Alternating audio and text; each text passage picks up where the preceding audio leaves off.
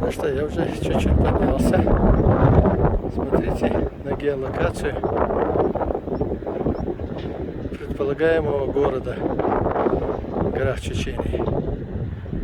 Вот оттуда ступенями на правый и правый, левый берег реки Аргун ступенчато будут подниматься гостевые дома, отели.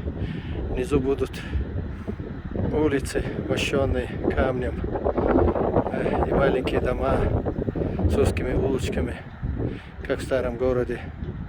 А вверху снежные вершины.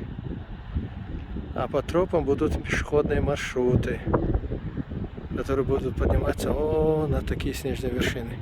И с левой стороны тоже будет жилые дома, которые ступеньками будут подниматься на эти горы. Аж до верха, до скалистых вершин. Это будет один из самых красивых городов Чечении, когда мы его построим. Я даже вижу его дизайн.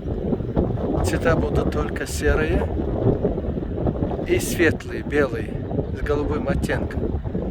Крыши будут голубые. Стены будут или белые, или серые. То есть сам город будет бело-голубой, а вот постройки, которые уже уходят в скалы, они будут серые. И представляете, какой у них вид будет утром с окна. Здесь земля будет одной из самых дорогой в середине 21 века. Наверху культурное наследие Вайнахов, Некропольцхойпеды. Вот такая перспектива ждет это место.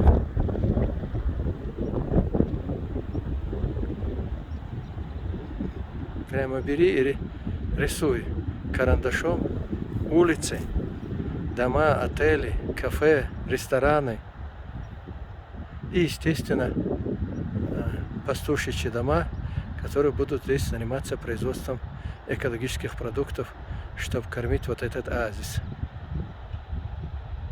Наверху будет один, на террасных участках, самое красивое место, которое больше всего освещается в течение дня.